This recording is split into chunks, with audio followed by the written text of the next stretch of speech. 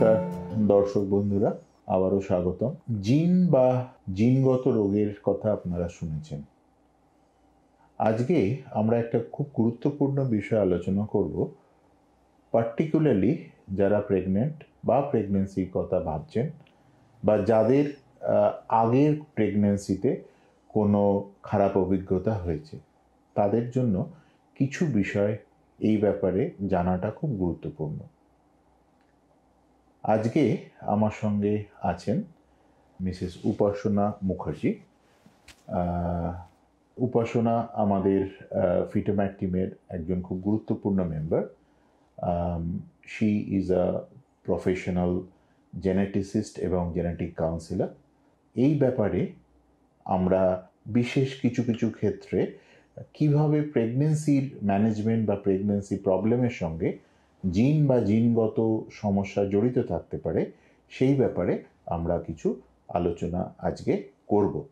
উপাসনা, তুমি আজকে আমাদের প্রথমে যেটা বলো যে জেনেটিক্স বা জেনেটিক প্রবলেম কি গর্ভাবস্থা বা প্রেগনেন্সির জন্য গুরুত্বপূর্ণ? Thank you sir. অবশ্যই এটা আমাদের জেনেটিক্স শুধুমাত্র গর্ভাবস্থাকালীন সময়ের জন্য নয়, জেনেটিক্সটা দিয়েই আমরা তৈরি। তাই জিনগত রোগ বা তাদের আমাদের পরবর্তী বংশে, মানে আমাদের যে জেনারেশনস আসে, তার একটা রেকারেন্স রিস্ক থাকে। তো যে কোনো গর্ভাবস্থায় মায়েরা বা তার ফ্যামিলির মেম্বাররা এটা জানতে চান যে কারোর যদি কোনো রকম স্পেসিফিক ফ্যামিলি হিস্ট্রি থাকে, মানে ধরুন কখন দেখা গেছে যে কারোর বাড়িতে থ্যালাসেমিয়া ছিল, তারা খুবই বেশিভাবে জানতে চান যে যে বাচ্চাটি আসছে সেই বাচ্চাটির এই থ্যালাসেমিয়া হওয়ার চান্স বা কোনো রকম ধরুন সেরিব্রাল পলসি, মেন্টাল রিটার্ডেশন, এই সমস্ত কারণগুলো আছে কিনা। এটার থেকেও আরেকটা ভীষণ ইম্পর্টেন্ট জায়গা দাঁড়ায়, আমরা সবাই এখন ওয়াকিবহল মার্কার স্ক্রিনিং নিয়ে, ডাউন সিনড্রোম স্ক্রিনিং নিয়ে, ডাউন সিনড্রোম বা যে ক্রোমোজোমাল ডিফেক্টসগুলো আমরা দেখি সেগুলো কিন্তু জিনগত রোগের আওতায় আসে। তাই প্রতিটি মহিলার, এখন যে সমস্ত মহিলারা এই এখন প্রেগনেন্ট গর্ভাবস্থায় আছেন, তার প্রেগনেন্সির কথা ভাবছেন, তাদের জন্য কিন্তু আমরা বলে থাকি স্ক্যান আর সঙ্গে জেনেটিক বায়োকেমিক্যাল স্ক্রিনিং। পরবর্তীকালে যদি তাদের রিস্ক অ্যাসেসমেন্টটা বেশি আসে, তাহলে অবশ্যই সেই সমস্ত বাচ্চাদের গর্ভকালীন ভ্রূণেদের, আমরা ফিটাসদের বলবো, সেই সমস্ত জেনেটিক টেস্টিং করে তাদের কত পার্সেন্টেজ চান্স আছে বা তারাও আদেও আক্রান্ত কিনা এক্স্যাক্টলি সেটা জানা কিন্তু খুব ইম্পর্টেন্ট।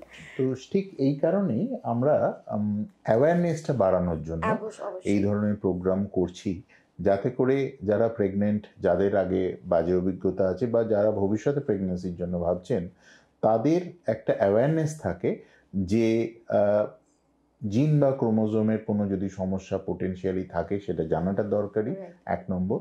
দু নম্বর হচ্ছে যাদের আগে এ ধরনের কোনো সমস্যা হয়েছে বা খারাপ অভিজ্ঞতা আছে, তাদের কাছে সলিউশনটা আমরা কিভাবে দিতে পারি সেটাও জানাটা গুরুত্বপূর্ণ। তো প্রাথমিকভাবে তুমি আমাকে যেটা বলো, জেনেটিক্স বলতে আমরা কি বুঝি? রাইট, এটা খুব ইম্পর্টেন্ট একটা প্রশ্ন। জেনেটিক্স মানে হচ্ছে আমাদের ছাঁচের প্রোফাইল, যেটা আমরা সবসময় দেখি একজন মানুষ, মানে খুব নর্মালভাবে ভাবতে গেলে আমরা দেখি কুকুর ছানারই জন্ম দেয়, মানুষ থেকে মানুষই তৈরি হয়। তার মানে বাবা মার কাছ থেকে বাচ্চারা তাদের যে ইনফরমেশনটা পায় সেটা আমাদের সবার জন্য সমান। সব মানুষই দুটো চোখ, দুটো কান, লিভার, কিডনি, যা যা আছে আমরা সবাই সমানভাবে পেয়ে জন্মগ্রহণ করি। ঠিক তখন কোনো বিভ্রাট ঘটে যখন দেখি যে বাচ্চা, মানে আমরা বিভ্রাটটা দেখতে পাই, আমরা কেন বিভ্রাটটা ঘটেছে সেটা খালি চোখে দেখতে পাই না। তো বিভ্রাটটা কি দেখি, যে কখনো দেখি হয়তো বাচ্চার ব্রেন ফাংশন ঠিক নেই, কখনো দেখি হয়তো সে বাচ্চা হাঁটতে চলতে পারছে না, বা সে বাচ্চা দেখতে একটু আলাদা, কথা বলতে দেরি করছে, হাঁটতে দেরি করছে, কারোর ব্লাডের সমস্যা হয়, নানান রকম সমস্যা দেখতে পাচ্ছি। একটু আগেই আমি বললাম আমরা ছাঁচ দিয়ে তৈরি, তো ওই মিষ্টির ছাঁচ যেরকম তৈরি, আমাদের জেনেটিক প্রোফাইলটাও ঠিক সেরকম একটা ছাঁচ।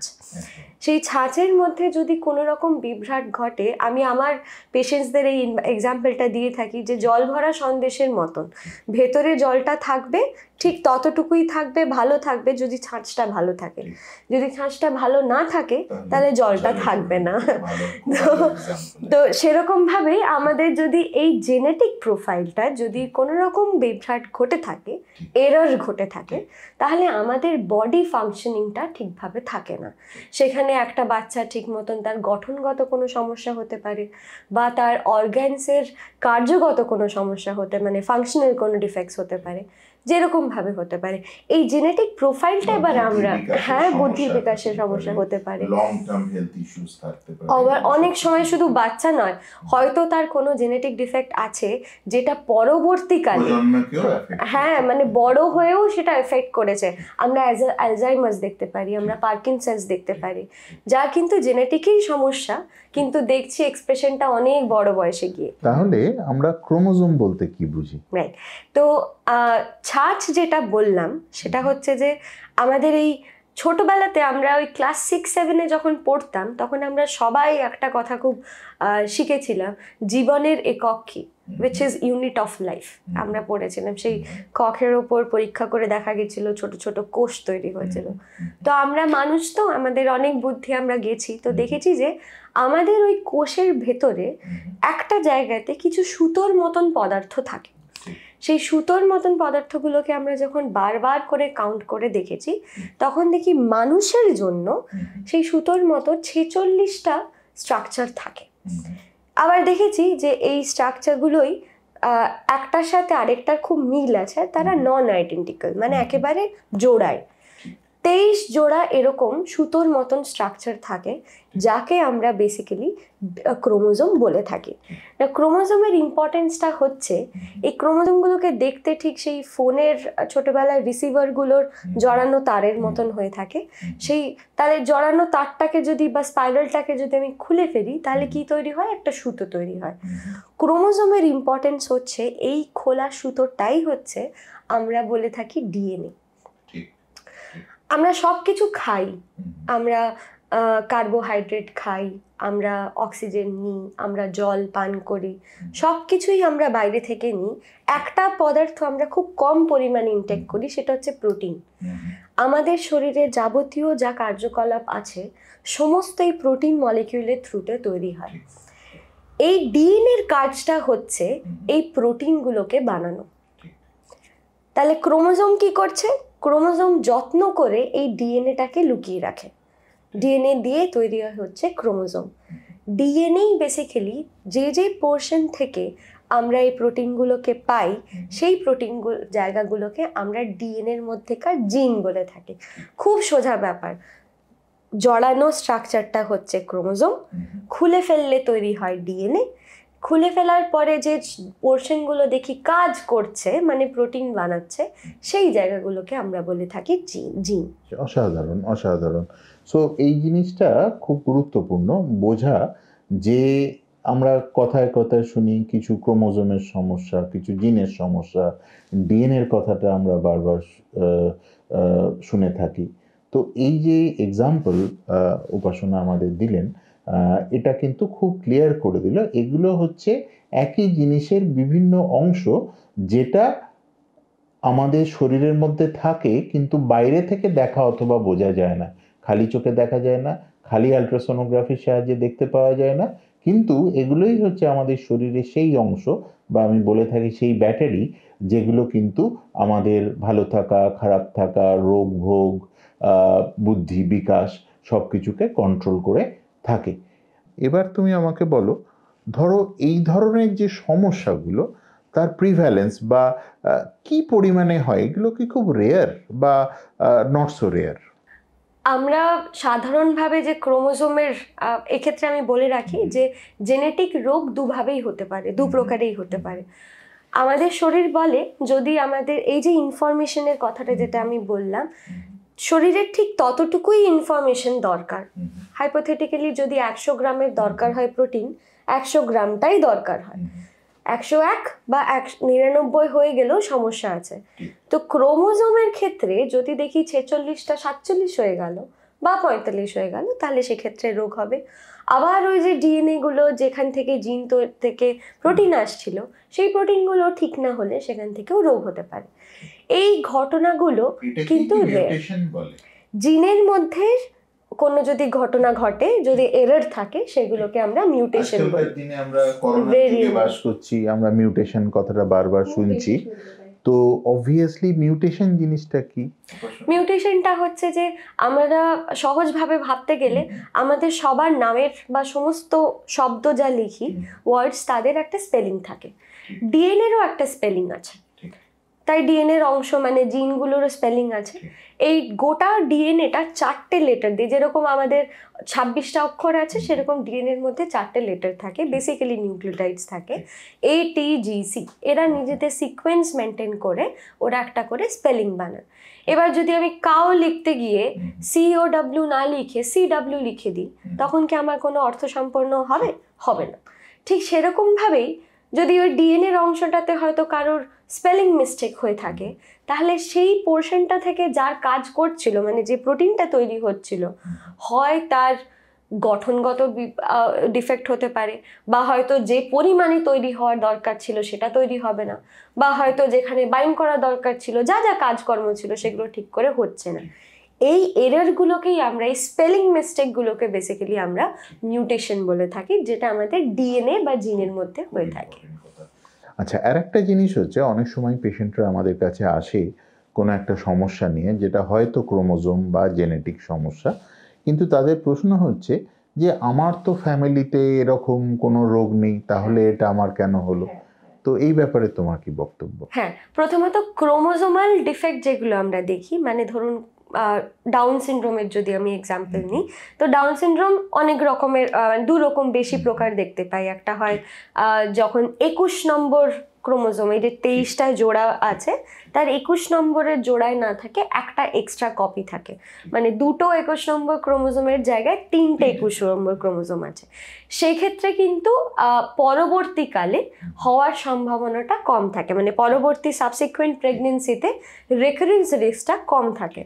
কিন্তু chromosome and most of the ক্ষেত্রে যেখানে এরকম ক্রোমোজোমের বেশি নাম্বার হয়ে গেছে বা কম নাম্বার হয়ে গেছে, এইগুলোর কিন্তু বংশগতভাবে রেকারেন্স দেখতে পাই না। ইট ইজ লেস দ্যান 1% আমরা বলে থাকি, বারবার হওয়ার চান্স থাকে না।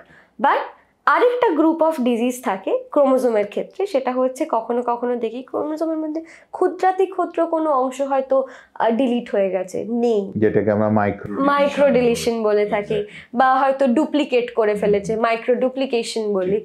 এইগুলোর ক্ষেত্রে কখনো কখনো দেখা যায় যে বাবা মার ক্রোমোজোমগুলোর মধ্যে হয়তো কোনো জায়গার অদল বদল হয়েছে, হ্যাঁ, যেটার জন্য হয়তো ওভারঅল বাবা মার কাছ থেকে কোনো ইনফরমেশন গন্ডগোল হচ্ছে না, কিন্তু পরবর্তীকালে তারা যখন রিপ্রোডিউস করতে যাচ্ছেন, ওই ব্লাইন্ডলি কাজ করার জন্য শরীর ওই ক্ষমতাটাকে আমাদের আটকাতে পারছে না, আর কোনো রকম ডিফেক্টিভ ডিলিশন বা ডুপ্লিকেশন তৈরি হচ্ছে। সেক্ষেত্রে কিন্তু রেকারেন্স রিস্ক আসে। ক্রোমোজোমাল ট্রান্সলোকেশন যদি বলি, ডাউন সিনড্রোমের উদাহরণ যেহেতু নিলাম, সেক্ষেত্রে 10 to 15% চান্সেস কিন্তু রেকারেন্ট করে ফ্যামিলিয়াল ডাউন হয়ে যায়। হ্যাঁ, তো ইম্পর্টেন্ট এটা ধরা যে শুধুমাত্র বাচ্চার মধ্যেই তৈরি, বাচ্চার মধ্যেই শেষ, না নাকি বাবা মারও এটা ইনফ্লুয়েন্স হতে পারে, থাকতে পারে। সুতরাং ধরো কারুর যদি এরকম একটা সমস্যা হয়েছে, তাহলে একটা প্রেগনেন্সিতে হয়েছে মানেই যে পৃথিবী শেষ সেরকম নয়। অনেক সময় এই ধরনের প্রবলেমে আমরা প্রেগনেন্সিতে কিছু করতে পারি না, কিন্তু এটা জানাটা ইম্পর্টেন্ট যে এটা কেন হলো এবং ভবিষ্যতে আবারও হতে পারছে কিনা, সেই যে অনুসন্ধান বা ইনভেস্টিগেশন, সেটা কিন্তু যে প্রেগনেন্সিতে সমস্যা হয়েছে সেই প্রেগনেন্সি থেকেই শুরু করে দেওয়াটা বাঞ্ছনীয়, বা না করলে পরে কিন্তু পুরো ব্যাপারটা বুঝতে বা আইডেন্টিফাই করতে অনেক সমস্যা হয় এবং কষ্ট অনেক সময় কিন্তু বেড়ে যায়, অনেক বেশি ডেফিনিটিভ আনসার পাওয়া যায় যখন আমরা যে অসুস্থ তাকে পরীক্ষা করি। ইন্ডেক্স চাইল্ড বা প্রোবার্ন আমরা বলে থাকি, তাকে পরীক্ষা নিরীক্ষা করা। আমরা অনেক সময় অটোজোমাল ডমিনেন্ট আর অটোজোমাল রিসেসিভ বলে একটা কথা শুনে থাকি, এই জিনিসটা কি একটু তুমি যদি আলোকপাত করো। রাইট, তো আমরা একটা গ্রুপ দেখলাম ক্রোমোজোমের ডিফেক্ট, আমি আবার বলেছিলাম যে জিনেরও ডিফেক্ট হতে পারে, যেখানে ডিএনএ স্পেলিং মিস্টেকের জন্য হয়। তো ক্রোমোজোমগুলো নন আইডেন্টিক্যাল পেয়ার্স থাকে, একদম ধরনের জোড়াতে জোড়াতে থাকে। তাই একটা ক্রোমোজোম নাম্বার 1 ফার্স্ট কপিটাতে যা ডিএনএ কন্টেন্ট থাকে তার সেকেন্ড কপিটাতেও সেই ডিএনএ কন্টেন্ট থাকে। তার মানে এর মধ্যে যে যে জিনগুলো আছে ফার্স্ট কপিতে, সেকেন্ড কপিতে সেই জিনগুলোই আছে। তার মানে হিসেব করলে আমরা উল্টোভাবে ভাবতে পারি যে জিনগুলোও জোড়াতে থাকে। খুব ইন্টারেস্টিংলি আমাদের যখন আমরা বাবা মার কাছ থেকে এই ক্রোমোজোম বা ডিএনএ গুলোর একটা করে কপি পেয়ে থাকি। বাবার কাছ থেকে একটা কপি আসে, মায়ের কাছ থেকে আরেকটা কপি আসে। অটোজোমাল ডমিনেন্টের ক্ষেত্রে প্রথমে বলে থাকি, এই ধরুন আবার একটা সেম এক্সাম্পল নিই, 10 গ্রাম প্রোটিন একটা জিনের জোড়া বানাচ্ছিল, তার মানে এক একটা কত করে বানাচ্ছিল? 5 গ্রাম করে। শরীর বলছে যে আমার 10 গ্রামই চাই। তাহলে যদি আমার একটা কপি খারাপ থাকে তখন কি হবে? আমার 5 গ্রাম তৈরি হবে, আমার শরীর কাজ করতে পারবে না। সেক্ষেত্রে এই যে পাস অন করার ক্ষমতাটা, মানে কোনো বাবা মার কাছে নিশ্চয়ই সেই খারাপ কপিটা ছিল যেটা আমার কাছে এসেছে, আমার আরেকটা ভালো কপি কিন্তু কাজ করতে কমপ্লিমেন্ট করতে পারছে না, আমার রোগ হয়েছে। একটা কপি খারাপ মানেই রোগ হচ্ছে। সেই সমস্ত ডিজিজগুলোকে আমরা ডমিনেন্ট ডিজিজ বলি।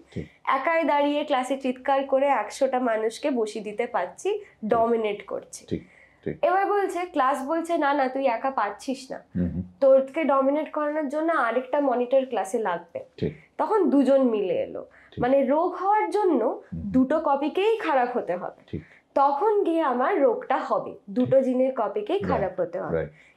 এই ধরনের ডিজিজগুলোকে আমরা রিসেসিভ বলে থাকি। অটোজোম কথাটা আগে হচ্ছে আমাদের এই 23 জোড়া ক্রোমোজোমের শেষ জোড়াটাকে আমরা সেক্স ডিটারমিনিং বা সেক্স ক্রোমোজোম বলে থাকি, যেটা আমাদের লিঙ্গ নির্ধারণ করে। আর বাকি 22 জোড়াকে আমরা অটোজোম বলে থাকি, যেটা বাকি শারীরিক কার্যক্রমের জন্য থাকে। অটোজোমাল ডমিনেন্ট, যে সমস্ত অটোজোমের মধ্যে ডমিনেন্ট ডিজিজ থাকে ফলো করে তারা অটোজোমাল ডমিনেন্ট। যারা এই যে 2 কপি খারাপ হলে রোগটা তৈরি করে সেটা হচ্ছে অটোজোমাল রিসেসিভ। এক্ষেত্রে ডিফারেন্ট হচ্ছে কিভাবে আমার পরের জেনারেশনটা এফেক্টেড হচ্ছে। ডমিনেন্টের ক্ষেত্রে যদি যে কোনো বাবা মা একজন থাকে, একজন অসুস্থ থাকেন, তাহলে তার প্রতিটা বাচ্চার 50% করে চান্স থাকে যে সে এফেক্টেড হতে পারে। রিসেসিভের ক্ষেত্রে এটা একটা জাস্ট সিম্পল পারমিউটেশন কম্বিনেশন করলে আমরা দেখতে পাই যে 25% সম্ভাবনা থাকে বাচ্চাটির মানে রোগাক্রান্ত হওয়ার, 50% বাবা মার মতন ক্যারিয়ার হন, যেখানে বাবা মার একটা কপি খারাপ আরেকটা কপি ভালো আছে। সেটাও তো মোটামুটি নরমাল লাইফ লিড করে। আমরা এই কথাটা খুব ভালো করে জানি, অ্যাসিম্পটোম্যাটিক ক্যারিয়ার। কোভিড এর পরে আমরা বোধহয় এই কথাটা খুব ওয়াকিবহাল হয়ে গেছি আর কি, যে ক্যারিয়ার মানে হচ্ছে আমার শরীরে আমি বাহক কিন্তু আমার রোগ নেই। হ্যাঁ, সেখানে জিনের ক্ষেত্রে আমার একটা কপি খারাপ আছে, আরেকটা কপি ভালো কাজ করছে, আমি বাহক। আমিও যদি আরেকটা বাহকের সাথে বিয়ে করি তখন আমার বাচ্চার 25% সম্ভাবনা থাকবে সেই বাচ্চাটার রোগটা দ্বারা আক্রান্ত হওয়া। আবার 25% সমস্যা থাকবে একদম নর্মাল হওয়ার, কোনো অংশ বাবা মা থেকে খারাপ অংশ পেলো না, দুটো অংশই নর্মাল অংশ পেলো, তাতে করে ভবিষ্যৎ প্রজন্মেতে এই রোগটা যাবে না। রাইট, তাই তো? তো অবভিয়াসলি এরকম একটা খুব গুরুত্বপূর্ণ রোগ যেটা আমরা প্রায় রোজ দিনই ডিল করি, সেটা হচ্ছে থ্যালাসেমিয়া। থ্যালাসেমিয়া আমাদের দেশে একটি অতীব গুরুত্বপূর্ণ সমস্যা, পার্টিকুলারলি বেঙ্গল, পাঞ্জাব এই সমস্ত যে জায়গাগুলো আছে এই জায়গাগুলোতে দেশের অন্যান্য জায়গার তুলনায় হয়তো থ্যালাসেমিয়ার ইনসিডেন্সটা আরেকটু বেশি। বিশ্বের আরও একটা দুটো এরকম জায়গা আছে যেখানে থ্যালাসেমিয়া খুব বেশি হতো, যেমন গ্রিস, সাইপ্রাস, এই যে ইউরোপের যে কান্ট্রিগুলো আছে সেখানেও কিন্তু একটা সময় থ্যালাসেমিয়া রোগটা বিপুল পরিমাণে হতো। কিন্তু তারা বিজ্ঞানটাকে ফলো করে এবং বিশেষ চিকিৎসা ব্যবস্থার উন্নতির সাহায্যে এই সমস্যাটাকে কিন্তু অনেকটাই কমিয়ে ফেলেছে। আমাদের দেশে থ্যালাসেমিয়া রোগ এবং তার যে বাহক প্যাটার্ন সেই নিয়ে যে অ্যাওয়ারনেস ছিল আজ থেকে 10 বছর আগে তার থেকে অনেকটাই বেশি।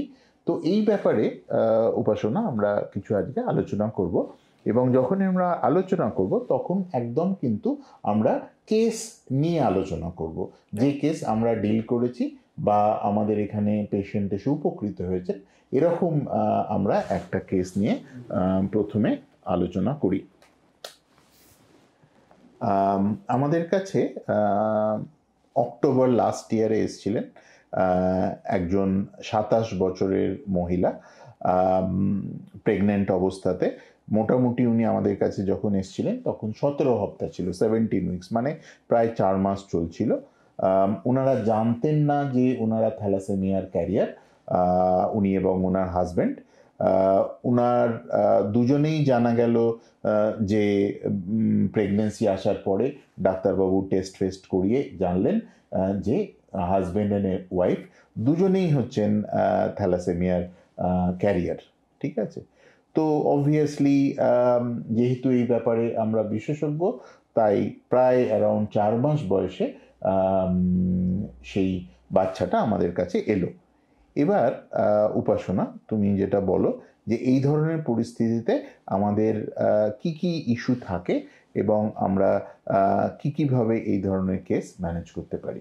হ্যাঁ, এই ক্ষেত্রে যেহেতু 17 সপ্তাহ হয়ে গেছে, আমরা একটু আগে আলোচনা করছিলাম যে আমরা গর্ভাবস্থার সময় কিভাবে, প্রেগনেন্সির সময় আমরা কিভাবে বাচ্চাদেরকে, পেটের বাচ্চাকে বেসিক্যালি পরীক্ষা নিরীক্ষা করে সেই জানতে পারি। তো এক্ষেত্রে দেখেই ফেলেছিলাম যে বাবা আর মা দুজনেই কিন্তু থ্যালাসেমিয়ার বাহক ছিলেন।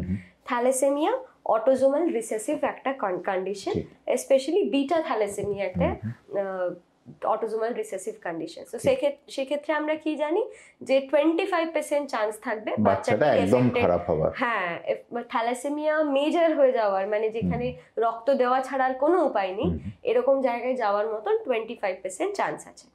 তো ইমিডিয়েটলি আমরা যেটা করি সেটা হচ্ছে আমরা বাবা মাদেরকে কাউন্সেলিং করি যে পরবর্তী প্রসেসটা কি দরকার সেটা করার জন্য। এক্ষেত্রে যে প্রসেসগুলো স্যার আপনার গাইডেন্সেই আমরা ইউজুয়ালি করব, সেটা হচ্ছে প্রিনেটাল টেস্টিং করতে হবে। 17 সপ্তাহ বা এই প্রিনেটাল টেস্টিং গুলো সবটাই সময়সীমা থাকে। তাই আমরা জানি আপনাদের কাছ থেকেই আমাদের শেখা যে যখন 15 সপ্তাহ পেরিয়ে যাচ্ছে, আমরা বাচ্চার আশেপাশে যে জলটা মায়ের পেটে জমে, যেটাকে আমরা অ্যামনিওটিক ফ্লুইড বলে থাকি, সেখান থেকে অ্যামনিওটিক ফ্লুইড কিছুটা পরিমাণে বার করে একটা আল্ট্রাসোনোগ্রাফি আপনি পেটে বলতে পারবেন, সেই অ্যামনিওটিক ফ্লুইডটাকে নিয়ে আমরা বাচ্চার জিন টেস্টটা করি। মানে থ্যালাসেমিয়া বাহক মানে কি, বাবা মার থ্যালাসেমিয়া জিনটাতে কোনো একটা ট্রাবল আছে। আমি দেখব বাবা মার সেই ট্রাবলটা বা এররটা বাচ্চার মধ্যে একসাথে এসেছে কি আসেনি। যদি বাচ্চাটির মধ্যে একসাথে এসে থাকে তাহলে বাচ্চাটি ইফেক্টেড হবে, যদি না এসে থাকে তাহলে বাচ্চাটি ইফেক্টেড হবে না। সেক্ষেত্রে বাবা মার কাছে একটা ফেয়ার চান্স থাকবে যে বাবা মা তাদের বাচ্চাকে নিয়ে কি করতে চান, এক্স্যাক্টলি ইনফর্ম ডিসিশন আমরা বলে থাকি। তার মানে তুমি বলতে চাইছো যখন এই ধরনের কোনো পেশেন্ট আমাদের কাছে আসে তখন প্রাথমিকভাবে তারা জানেই যে তারা থ্যালাসেমিয়ার ক্যারিয়ার, তাই তারা প্রেগনেন্ট অবস্থাতে জানতে এসছে যে যে পেটের বাচ্চাটা আছে তার থ্যালাসেমিয়া রোগ হবে কিনা। সে থ্যালাসেমিয়া ক্যারিয়ার হতে পারে, সেটাও fine, that is not a problem. Normally life বাবার মতন লিড করবে, মেবি একটু অল্প মাইল্ড অ্যানিমিয়া হবে, অথবা একদম নর্মাল হবে, যাতে ভবিষ্যৎ প্রজন্মের জন্য আর ভাবতে হবে না। এবার এই ধরনের পেশেন্ট যখন আমাদের কাছে আসে তখন আমরা অবভিয়াসলি বাবা মার কিছু জেনেটিক টেস্ট করাই ব্লাডের, তাই তো? সেই ব্যাপারে যদি একটু বলো। এই ক্ষেত্রে বলবো, যখন আমরা এই যে বাহক বাবা মারা নরমালি যেভাবে জানতে পারেন সেটা হচ্ছে বায়োকেমিক্যাল পরীক্ষা করে, যে তারা জাস্ট জানেন। হ্যাঁ, মানে হিমোগ্লোবিনের ডিফারেন্ট পিকস থেকে আমরা দেখি যে বাবা মার মধ্যে থ্যালাসেমিয়াটের বাহক হওয়ার সম্ভাবনা আছে কি নেই। কিন্তু যখনই আমরা জিন টেস্ট করি, আমি কি বললাম, বাবা মার কাছ থেকে কিন্তু প্রোফাইলটা বাচ্চার কাছে যায়। তাই এটা খুব ইম্পর্টেন্ট যে যখন আমরা বিশেষ করে যখন কোনো ভ্রূণের কোনো ফিটাসের যখন টেস্ট করছি, এটা খুব ইম্পর্টেন্ট যে আমরা বাবা মাকে একসাথে পরীক্ষা করি। কারণ কখনো কখনো দেখা যায় এই জিনগুলোর যে কোথায় কি এরর হতে পারে, কোথায় যে কি মিউটেশন হয়ে বসে আছে, তার যে সব কিছুই আমরা জেনে ফেলেছি এটা নয়। 75% অল দিস জিনসের আমরা এখনো বলি যাদের মিউটেশনগুলো সিগনিফিকেন্স, মানে তারা কি আদৌ রোগ বানাতে পারে না করতে পারে না, এটা আমরা জানি না। তাই কোনো পেটের বাচ্চা, এটা তো আমাদের একটা লাইফ এন্ড ডেথ সিচুয়েশন, তারা পুরো ভবিষ্যৎটা তার উপর দাঁড়িয়ে থাকে। তাই ভীষণ ডেফিনেটিভ একটা আনসার নেওয়ার দরকার হয়। সেক্ষেত্রে অবশ্যই স্পেশালি যেখানে থ্যালাসেমিয়ার মতন ঘটনা বা যেখানে দেখছি একটা নোন ডিজিজ কন্ডিশন আছে, সেক্ষেত্রে কিন্তু ট্রায়ো বলি, বাবা মা আর আমাদের তার মানে তুমি যেটা বলতে চাইছো যে বাবা এবং মায়ের জিনের মধ্যে যে স্পেসিফিক সমস্যাটা আছে সেইটা আমরা ডিএনএ টেস্টের সাহায্যে বুঝতে পারি, এবং বুঝে পয়েন্টটা বা প্রবলেমটাকে যদি আমরা আইডেন্টিফাই করতে পারি, যেটাকে মিউটেশন বলা হয়, তাহলে আমরা ভ্রূণ বা বাচ্চার যেটা কোষ, যেটা মায়ের পেট থেকে আমরা বার করি, সেটা বাবা মায়ের ওই খারাপ অংশগুলোর সঙ্গে ম্যাচ করে আমরা বুঝতে পারবো যে বাচ্চার কাছে বাবা মায়ের ডিএনএর ভালো ভালো অংশ গেছে, সেক্ষেত্রে নর্মাল হবে, খারাপ ভালো অংশ গেছে তার মানে সেক্ষেত্রে ক্যারিয়ার হবে, অথবা খারাপ অংশ গেছে তার মানে সেক্ষেত্রে রোগ হবে।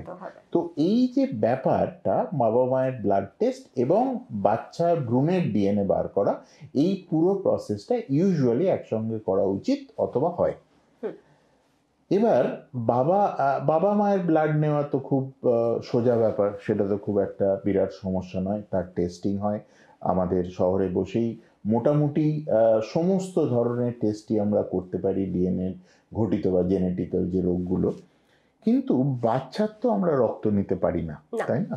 তো সেক্ষেত্রে কিভাবে আমরা বাচ্চার ডিএনএ মায়ের পেট থেকে সংগ্রহ করি, এই ব্যাপারে আমার দু একটা কথা বলার আছে।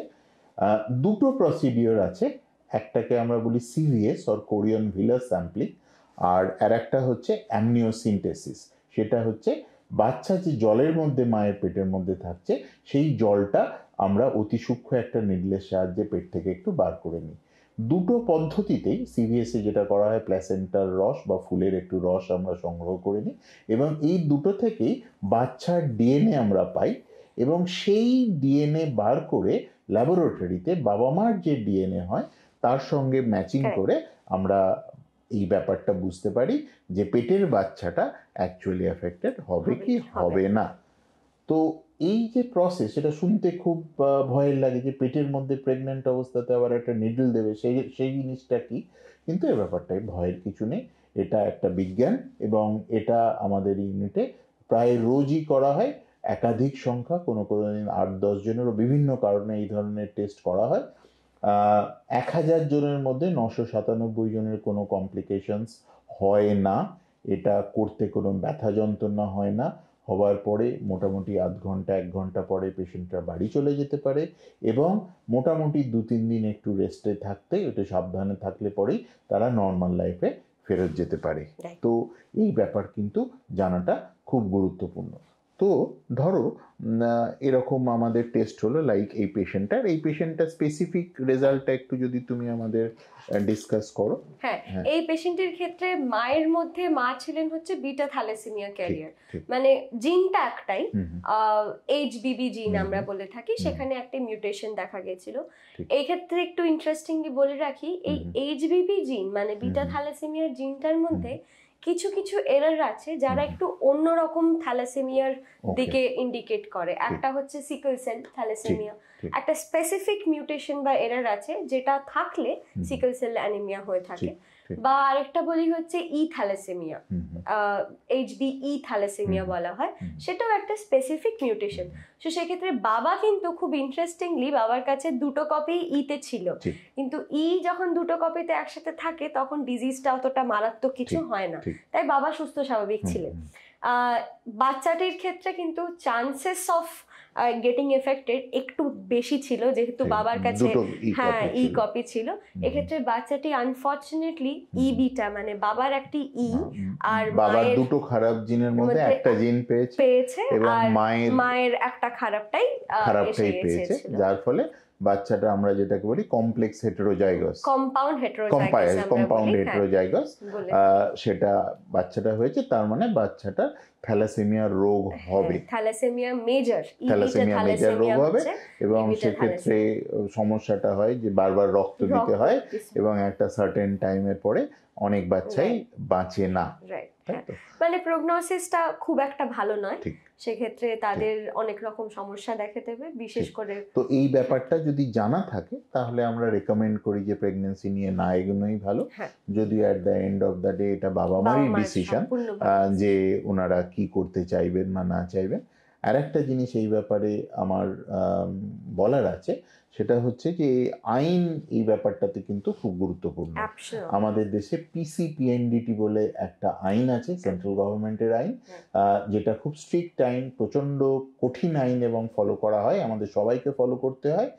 এখন যা রুল সেই অনুযায়ী এই ধরনের যে কোনো জেনেটিক অ্যাবনর্মালিটি বা বাচ্চার যদি কোনো মেজর সমস্যা থাকে যেটা নট কম্পেটেবল উইথ লাইফ আর নর্মাল লাইফ, তাহলে সেই পুরো ব্যাপারটা 24 সপ্তাহ মানে 6 মাসের মধ্যে জেনে নিতে হবে।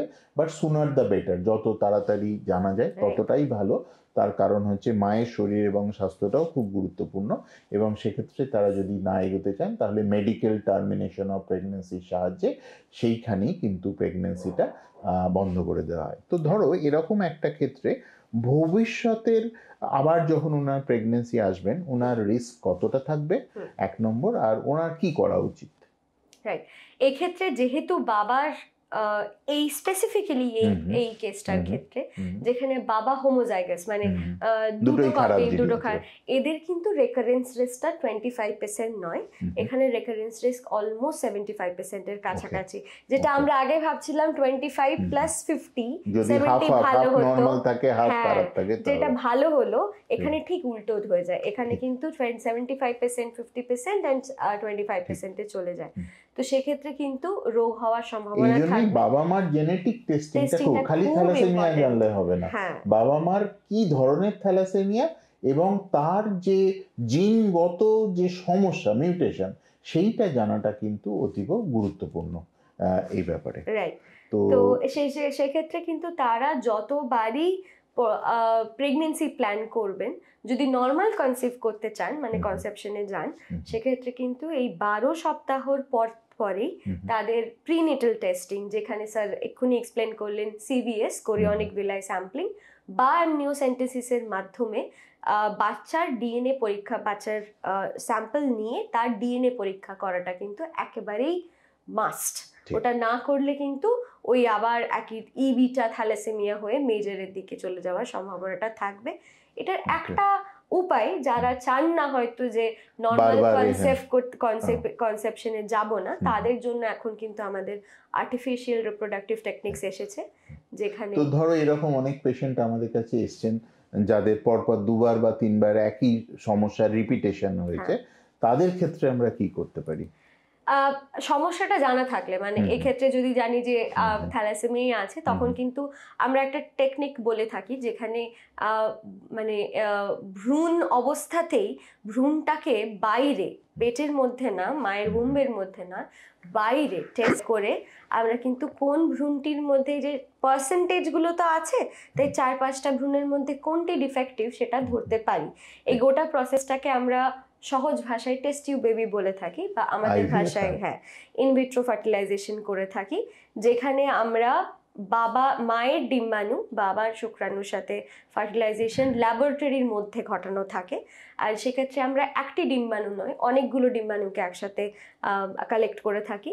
অ্যান্ড যতগুলো ভ্রূণ তৈরি হয়, সেই ভ্রূণগুলোকে একটা সময়সীমা থাকে 7 থেকে 8 দিনের মধ্যে আমরা সেইগুলোকে পরীক্ষা করি, যে এই যে ঘটনাটা, যে সমস্যাটা আমরা ধরতে পেরেছিলাম, সেই সমস্যাটা সাপোজ আমাদের এক্সাম্পলে এই থ্যালাসেমিয়াটা মেজরটা কার কার মধ্যে আছে, কোন কোন ভ্রূণগুলোর মধ্যে আছে, সেই পার্সেন্টেজে দেখলাম 4টের মধ্যে 2টোতে আছে, 2টোতে নেই।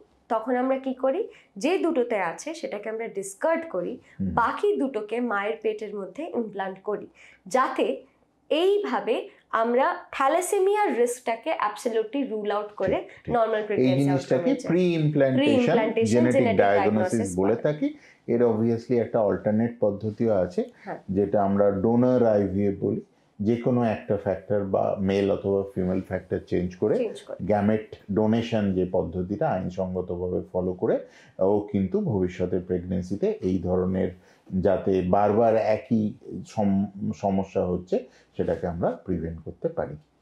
একটা অতীব গুরুত্বপূর্ণ সমস্যা যেটাকে আমরা ডাউনস সিনড্রোম বলে জানি। ডাউন সিনড্রোম হচ্ছে এমন একটা সমস্যা যেটা ক্রোমোজোম বাহিত বা ক্রোমোজোমাল প্রবলেম, 21 নম্বর ক্রোমোজোমের একটা সমস্যার জন্য এটা হয়ে থাকে। তো উপাসনা, তুমি আমাদের বলো যে এই প্রবলেমটা প্রিভ্যালেন্স মানে এই প্রবলেমটা কি রকমের হয়? ডাউন সিনড্রোম কি খুব রেয়ার জেনেটিক ডিজিজ বা রেয়ার ক্রোমোজোমাল ডিসঅর্ডার? আপাতমস্তক দেখতে গেলে রেয়ার বলা হতো, কিন্তু এখন এটা রেয়ার ক্যাটাগরির আন্ডারে পড়ে না। আমরা অলমোস্ট 800টার মধ্যে একটা করে বাচ্চাদেরকে দেখতে পাই, আর যেটা স্পেশালি আমাদের environmental factors, pandemic effect, post pandemic এফেক্টে দেখতে পাচ্ছি যে সংখ্যাটা আরো বাড়ছে।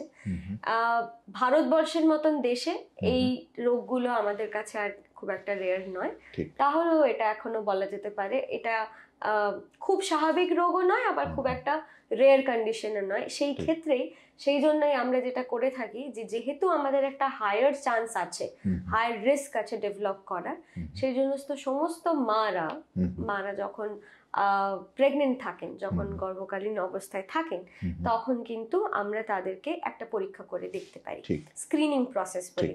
মানে নর্মাল পপুলেশনের মধ্যে, নর্মাল মানুষের মধ্যে কারোর মধ্যে দুম করে যদি ওই রিস্কটা একটু হাই থাকে কিনা সেটা চেক করার জন্য। তাই এটা সবাইকে সমানভাবে করানো হয়। করিয়ে আমরা দেখতে পারি যে হাই রিস্ক আছে কিনা, যদি থাকে তখন পরবর্তী ক্ষেত্রে আমরা সেটাকে কনফার্ম করি।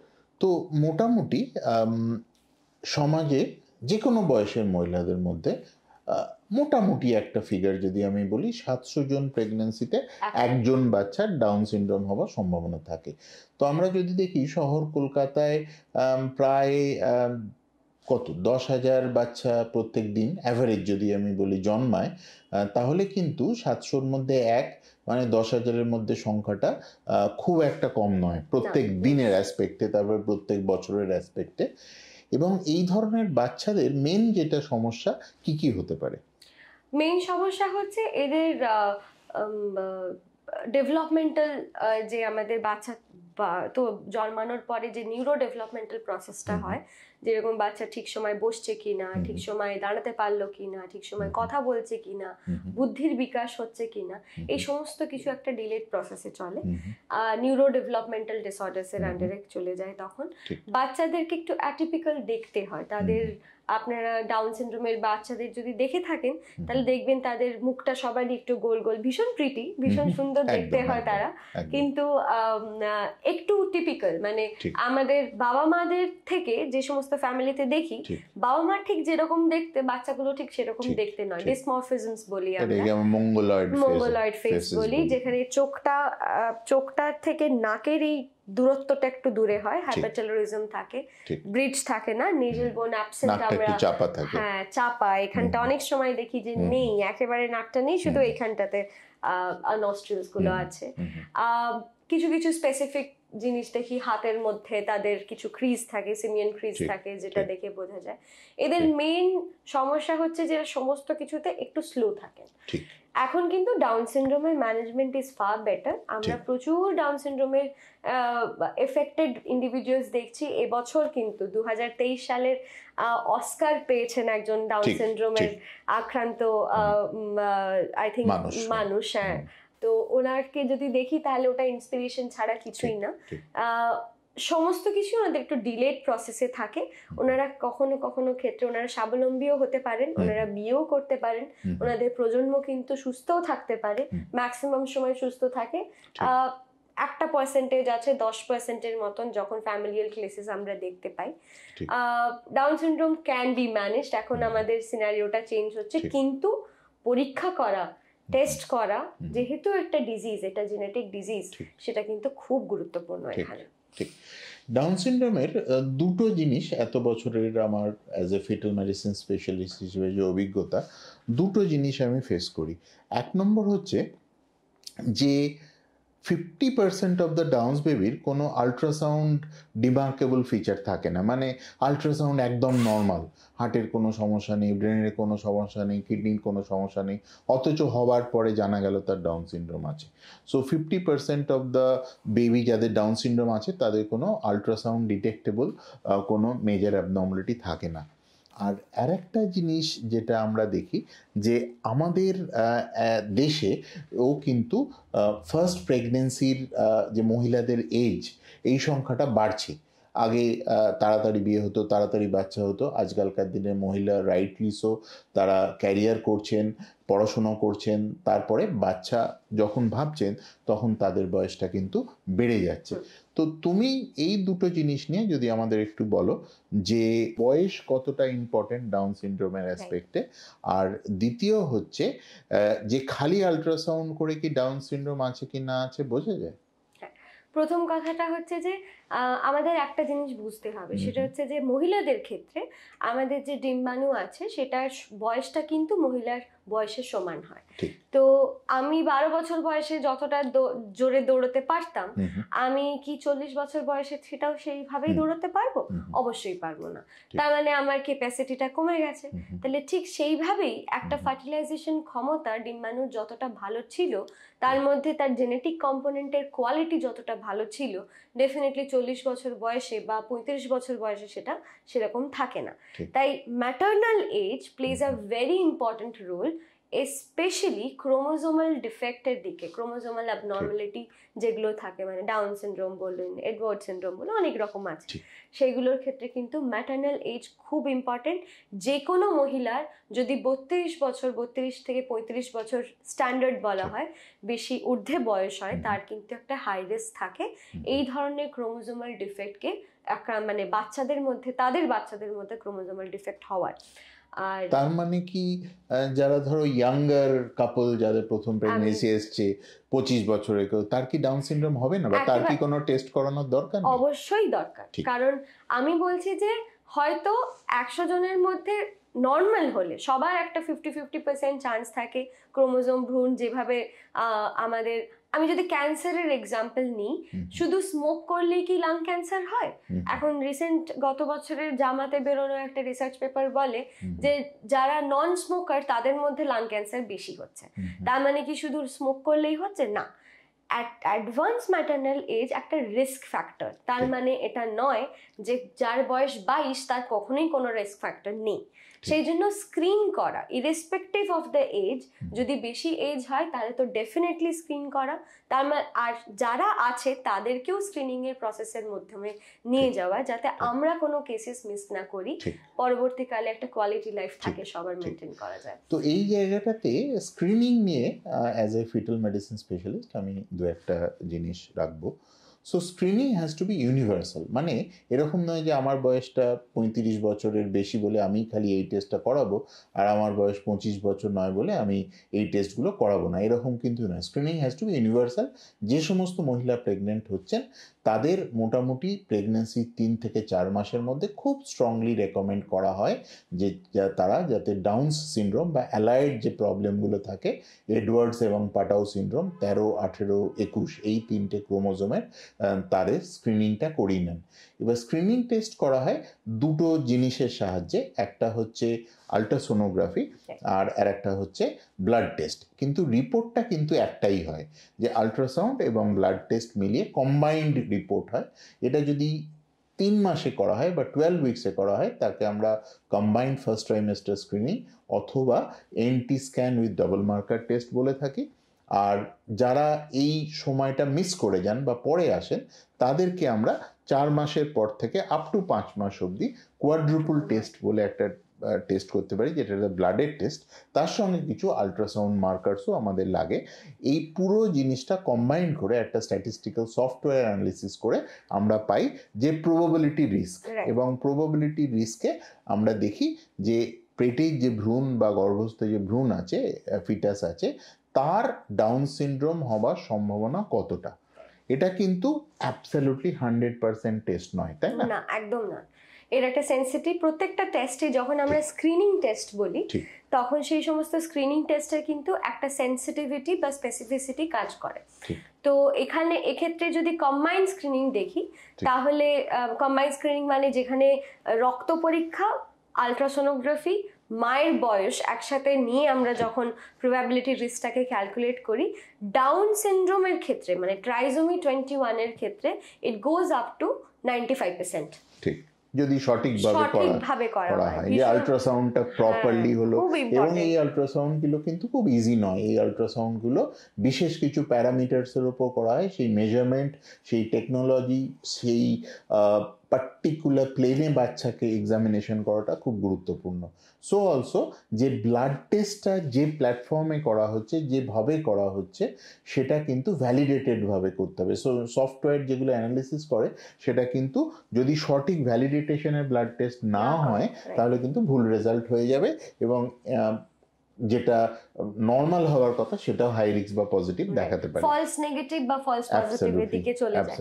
আর আরেকটা ক্ষেত্রে আরেকটা এখন রিপ্লেসমেন্ট আমরা যেটা বলে থাকি সেটা হচ্ছে NIPS, non invasive prenatal screening. আমরা টেস্টিং বলবো না, স্ক্রিনিং বলবো বারবার, কারণ সেই ক্ষেত্রে দেখা যায় যে এটা কি করা হয়, এটা হচ্ছে মায়ের রক্ত পরীক্ষা করা হয়। কিভাবে করা হয়, এটা আবার একটা ডিএনএ পদ্ধতি, ডিএনএ টেস্ট। এর মানে অ্যাডভান্টেজটা হচ্ছে এটা সেন্সিটিভিটিটা অনেকটা বেশি, মানে ডিটেকশন রেটটা অনেকটা বেশি। 8 সপ্তাহ থেকে 9 সপ্তাহ পরে, মানে প্রেগনেন্সির 8 থেকে 9 সপ্তাহর পরে, 2 মাস কাটানোর পরে মায়ের ব্লাডের মধ্যে বাচ্চার বা ভ্রূণের কিছু ডিএনএর অংশ ছড়িয়ে পড়ে। যে আমাদের নর্মাল রক্ত যে আছে সেই মায়ের ব্লাডের মধ্যে সেই বাচ্চার রক্তটা, বাচ্চার ডিএনএর কিছু অংশ, ছোট ছোট ভাগ অংশ, সেগুলো ছড়িয়ে পড়ে, যেটাকে আমরা বলি ফিটাল ডিএনএ। ঠিক আছে, তো এরা কি হয়, ওই মানে আমাদের অনেক সময় কোষ বিভাজন, কোষ এইসব চলছে, তো সেই জন্যই সেল ফ্রি ফিটাল ডিএনএ বলে থাকি, যেগুলো বেরিয়ে এসেছে। আমরা কি করি, ওই 8 থেকে 9 সপ্তাহ পরে মায়ের ব্লাডটিকে কালেক্ট করে আমরা ওই সেল ফ্রি ডিএনএ গুলোকে বাচ্চাটাকে টেস্ট করি, ডিএনএ টেস্ট করি, যেটা আমাদের ইন্টার্ন আনসার দেয় যে ডিএনএ মানে এই ক্রোমোজোম 21, 13, 18 সঙ্গে X and Y, which is very important। যদিও আমাদের ভারতবর্ষে আমরা লিঙ্গ নির্ধারণ করি না, সেক্ষেত্রে যদি কোনো রকম সমস্যা থাকে সেটা আমরা বলতে পারি, এটা কিন্তু লিগালি আমরা বলতে পারি।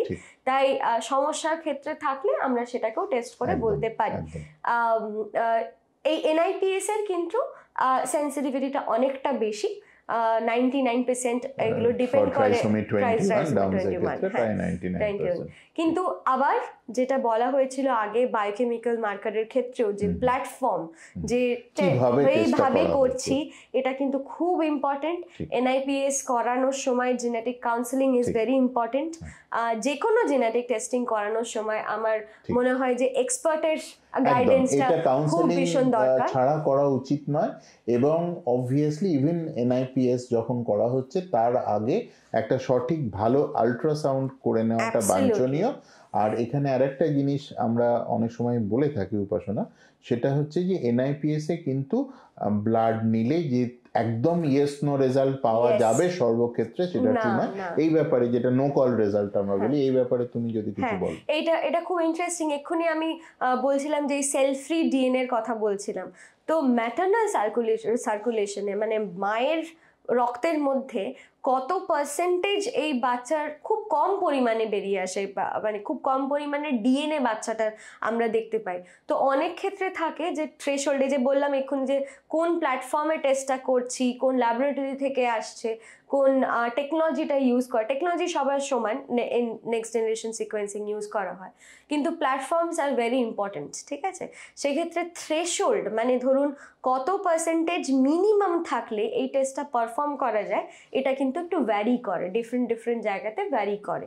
তো এখন যেটা অ্যাভারেজ দেখা যায় 2.5 to 3% যদি পাওয়া যায় ফিটাল ফ্র্যাকশন, তাহলে কিন্তু এই সমস্ত ল্যাবরেটরি যারা ইন্ডিয়াতে বা ভারতবর্ষে NIPS অফার করে থাকে তারা টেস্টটি করতে পারে। কিন্তু অনেক সময় সে বিশেষ করে যে সমস্ত মায়েরা একটু ওবিজ, একটু ভারী, তাদের চেহারা ভারী, অনেকগুলো ফ্যাক্টর থাকে, যখন এই ম্যাটারনাল সার্কুলেশনে এই সেল ফ্রি বাচ্চার ডিএনএটার পার্সেন্টেজটা কম আসে, সেই কম এলে কিন্তু আবার আমাদের রিড্র করতে হয়। ল্যাবে যাওয়ার পরে ওরা আমাদেরকে ইনফর্ম করে যে ইনফর্ম করতে পারে। আরেকটা জায়গাতে খুব ইম্পর্টেন্ট, অনেক সময় এটা আমাদের শরীরে যেরকম হয় দেখবেন, চুল যখন পাকতে শুরু করে তখন কি হয়, কাঁচা পাকা একটা মোজাইক প্যাটার্ন তৈরি করে। আমাদের এই ডিএনএ বা ক্রোমোজোমের গুলোই ধরুন 100টা যদি আমাদের শরীরে সব সেল থাকে হাইপোথেটিক্যালি, তাহলে কখনো কখনো এরকম হতে পারে যে 100টার মধ্যে 10টার হয়তো ক্রোমোজোম প্রোফাইলটা একটু আলাদা, মানে 47টা আছে, বাকি 80টাতে নর্মাল আছে, মানে 46টা আছে। এই কন্ডিশনটাকে আমরা মোজাইক কন্ডিশন বলে থাকি। এই মোজাইক যখন হয় তখন কিন্তু NIPS ইনকনক্লুসিভ রিপোর্ট শো করে। সেক্ষেত্রে কিন্তু এই ডাউটটা ফার্দার কনফার্মেশন করতেই হয় আমাদের ইনভেসিভ টেস্টিং, যেটা অ্যামনিওসেন্টেসিস করে আমরা পেটের একদম বাচ্চার ভ্রূণের ডিএনএটাকে বার করে, সেক্ষেত্রে কোনো রকম সেরকম ভাবে যে আমরা বাচ্চাকে টাচ করছি সেটা নয়, আমরা বাচ্চার হয় প্লাসেন্টাল থেকে একটু টিস্যু নেওয়া থাকে বা জল রসটা বার করে সেখানে পরীক্ষা করে আমরা দেখতে পারি যে ওই প্রোফাইলটা কি আসছে, মোজাইকে আছে না নর্মাল আসছে। তো এগুলো অনেকগুলো প্রসেস থাকে, সেই জন্যই আমি বললাম যে সেই জন্যই এই ধরনের যে স্ক্রিনিং টেস্ট যেগুলো আছে সেগুলো অত্যাধিক গুরুত্বপূর্ণ।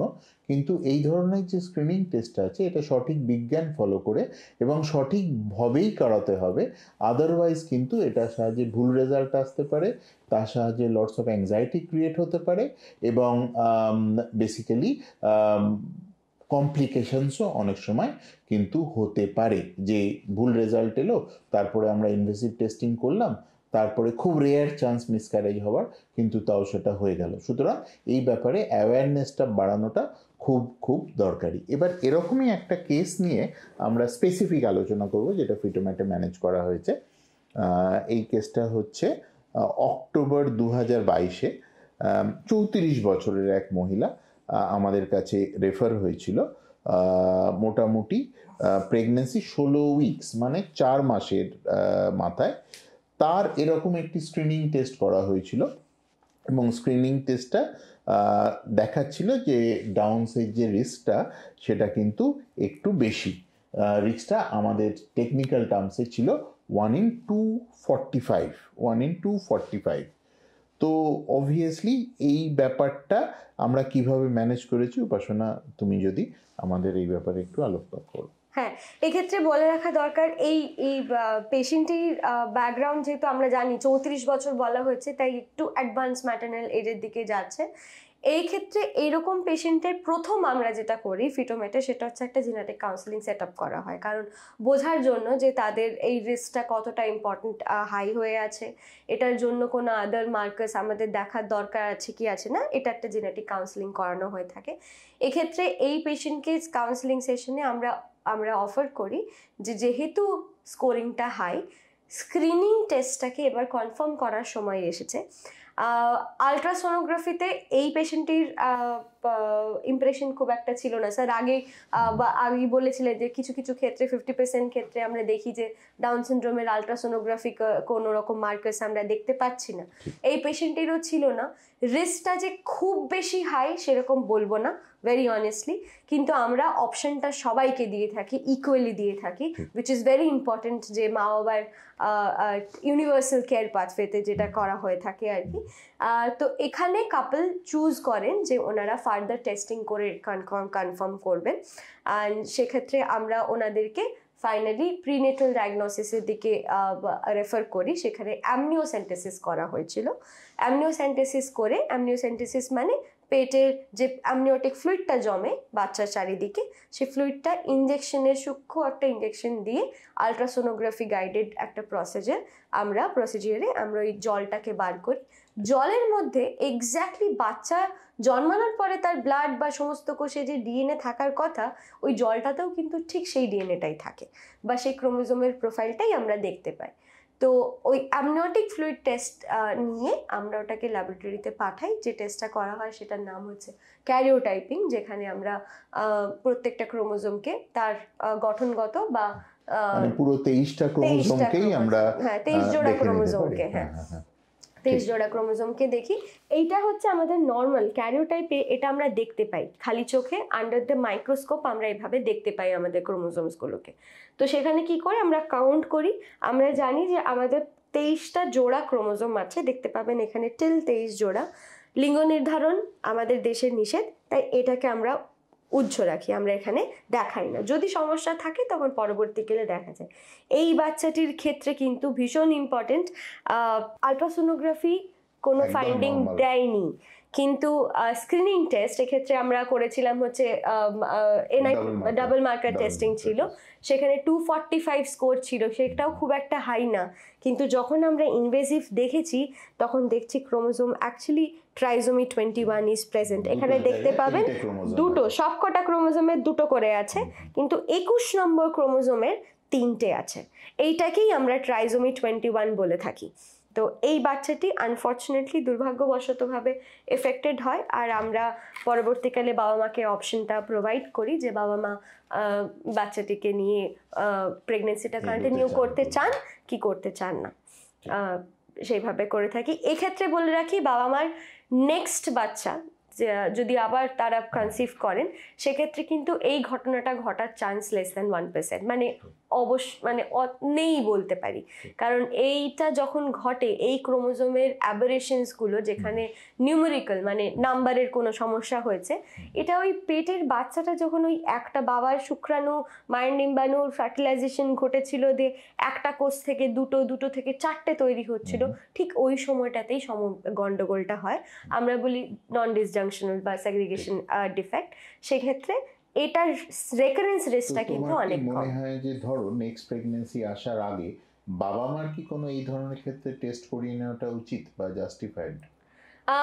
কিছু কিছু ক্ষেত্রে আমরা বাবা মারও ক্যারোটাইপ করতে বলি, যেহেতু আবার আমি রিপিট করব, যেহেতু এটা ট্রাইজোমি 21 ছিল, এই ক্ষেত্রে আমরা ইউজুয়ালি ক্যারোটাইপ করতে দিই না। কিন্তু ডাউন সিনড্রোমের আরেকটা ধরনের হয়, যেখানে আমরা ট্রান্সলোকেশন বলি। 21 নম্বর ক্রোমোজোম যদি এটা হয়, ওর মাথার অংশটা আবার উল্টো হয়ে যায়, ট্রান্সলোকেটেড হয়ে থাকে বেসিক্যালি। সেই ক্ষেত্রে যেটা হয়, সেক্ষেত্রে কিন্তু ফ্যামিলিয়াল হওয়ার চান্সটা বেশি থাকে। আর অনেক সময় দেখি বাবা মায়ের যে কোনো একজনের মধ্যে ওই 21 নম্বরের সাথে হয়তো কোনো একটা আলাদা ক্রোমোজোমের লোকেশনে চেঞ্জ হয়েছে, মানে মাথাটা কেটে গিয়েও আরেকটা ক্রোমোজোমের মাথার উপর বসে গেছে, এরকম একটা ব্যালেন্সড ট্রান্সলোকেশন, মানে এদিকের জিনিস ওদিকে চলে গেছে, ওদিকের জিনিস এখানে চলে এসেছে, এরকম যদি কিছু হয়ে থাকে বাবা মার ক্রোমোজোমের মধ্যে, তাহলে কিন্তু এই ধরনের ট্রান্সলোকেশন হওয়ার দিয়ে ডাউন সিনড্রোম হওয়ার সম্ভাবনাটা বেড়ে যায়। সেই সমস্ত বাবা মাদের কিন্তু অবশ্যই আমরা এরকম ফাইন্ডিং পেলে ক্যারিওটাইপটাকে বাবা মার রক্তের মধ্যে সেটাকে অফার করে থাকি, রেকমেন্ড করে থাকি রাদার। তো অবভিয়াসলি আজকের আলোচনার মাধ্যমে এটা ক্লিয়ার যে বিষয়টা খুব গুরুত্বপূর্ণ। আজকালকার দিনে মহিলাদের ফার্স্ট প্রেগন্যান্সির বয়স বাড়ছে, সুতরাং প্রেগন্যান্সি আসার পরে 3 থেকে 4 মাসের মধ্যে ডাউন সিনড্রোম এবং অ্যালায়েড যে ট্রাইসোমি 18 এবং 13, তার স্ক্রিনিং টেস্ট ডিফারেন্ট অপশনস আছে, ডাবল মার্কার, কোয়াড্রুপল মার্কার বা NIPS, যে কোনো একটা টেস্ট করিয়ে নেওয়াটা উচিত। এবং সেটা যদি নর্মাল হয় তাহলে অ্যাটলিস্ট এই প্রবলেমটার ব্যাপারে অনেকটাই নিশ্চিত হওয়া যায়। কিন্তু এই ধরনের স্ক্রিনিং টেস্টে যদি কোনো সমস্যার সম্ভাবনা দেখানো হয়, তখন কিন্তু ফার্দার টেস্ট, ডায়াগনস্টিক টেস্টের মাধ্যমে পুরো ব্যাপারটা ইয়েস অর নো করে নিতে হয়, যাতে 100% ক্লিয়ার থাকা যায় যে যে বাচ্চাটা আসছে পৃথিবীতে তার এই রকমের কোনো সমস্যা নেই। প্রবলেম হচ্ছে যে এই ধরনের সমস্যা কোনো কিওর নেই, কোনো ওষুধের সাহায্যে, কোনো ইঞ্জেকশনের সাহায্যে, কোনো অপারেশনের সাহায্যে এই ধরনের সমস্যা কিওর করা যায় না। এবং আজকালকার দিনে ফ্যামিলিগুলো ছোট ছোট হয়ে যাচ্ছে, সোশ্যাল সাপোর্ট অনেক কম থাকে, এই ধরনের বাচ্চা বড় করার একটা সিগনিফিক্যান্ট চ্যালেঞ্জ থাকবে। তো এই ব্যাপারে অ্যাওয়ারনেস বাড়ানো এবং যারা প্রেগনেন্ট হওয়ার প্ল্যান করছেন তাদের ক্ষেত্রে কিন্তু এই অ্যাওয়ারনেসটা খুব গুরুত্বপূর্ণ। ধন্যবাদ। ধন্যবাদ।